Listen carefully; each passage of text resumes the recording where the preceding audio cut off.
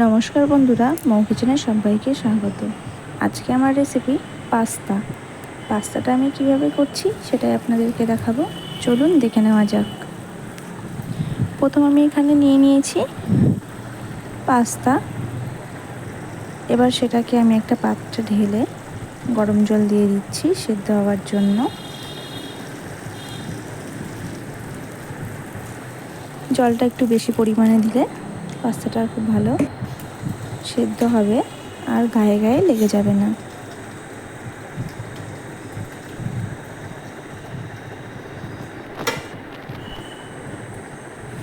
এবার এর মধ্যে আমি দিয়ে দেব পরিমাণ মতো লবণ আর দিয়ে দেব 2 চামচ মতো সাদা তেল। এবার এটাকে একবার নাড়িয়ে নেব।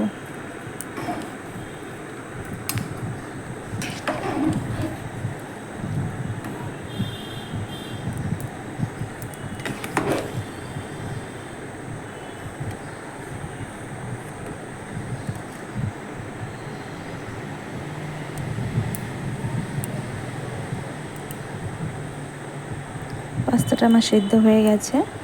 এবার আমি এটাকে নামিয়ে নেব।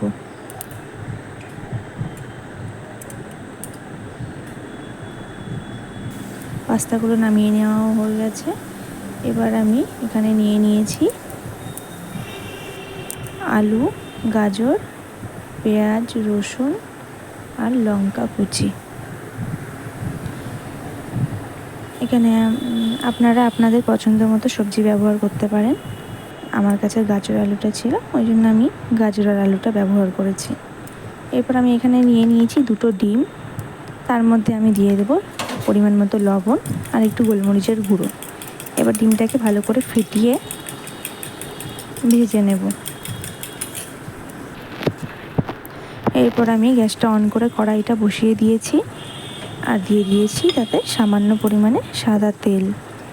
এবার ডিমটা আমি ঝুরি ভাজা করে নেব।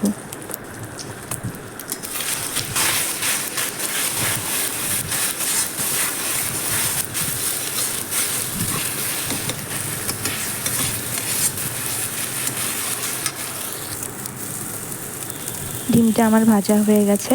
এবার ডিমটাকে আমি নামিয়ে নেব। তারপর ওই কড়াইতেই আবারও একটু বেশি পরিমাণে সাদা তেল দিয়ে দিব। তেলটা গরম হয়ে আসলে তার মধ্যে এবার দিয়ে দেব কুচানো রসুন। রসুনটা দিয়ে একটু নাড়াচাড়া করে নেব।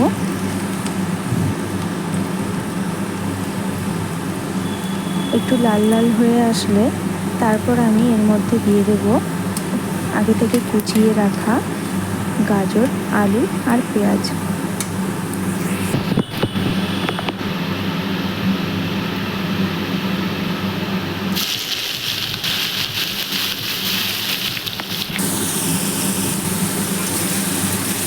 আলু, গাজর আর পেঁয়াজটাকে এবার আমি খুব ভালো করে ভেজে নেব।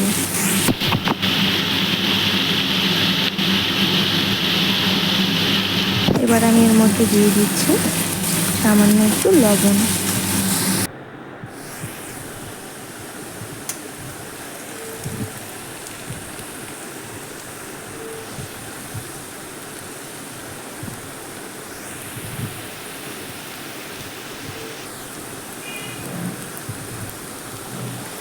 সব কিছু আমার খুব ভালোভাবে ভেজে নেওয়া হয়ে গেছে।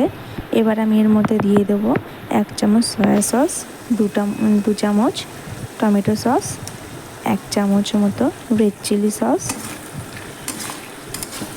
দিয়ে আমি খুব ভালো করে আবারও নাড়াচাড়া করে নেব। এবার আমি এর মধ্যে দিয়ে দিচ্ছি পাস্তার যে মশলাটা হয় সেই মশলাটা।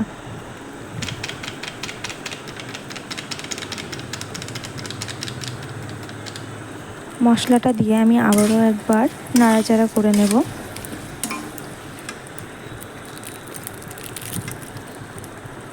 এবার আমি এর মধ্যে দিয়ে দেব 2 চামচ মতো মেয়োনিজ।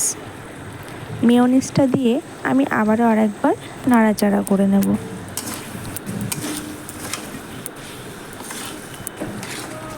সব কিছু আমার খুব ভালোভাবে মেশানো হয়ে গেছে।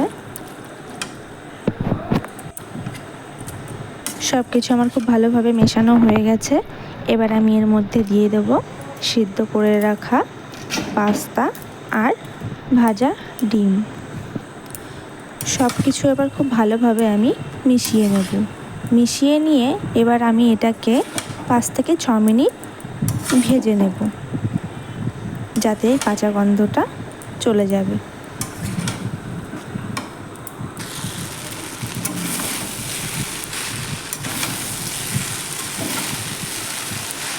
পাস্তাটাকে অনবরত নাড়াচাড়া করতে থাকবো, না হলে তলায় লেগে যাবে।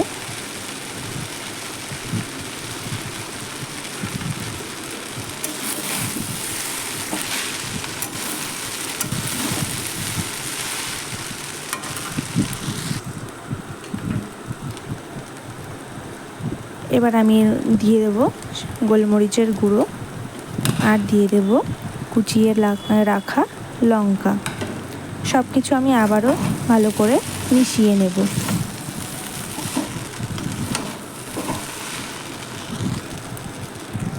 পাস্তাটা আমার হয়ে এসছে। এবার আমি এটাকে নামিয়ে নেব। এইভাবে পাস্তাটা করলে খেতে খুবই ভালো হয়। এটা সবাই খুব পছন্দ করবে করলে। আমার ভিডিওটি যদি আপনাদের ভালো লেগে থাকে তাহলে অবশ্যই লাইক অ্যান্ড শেয়ার করবেন।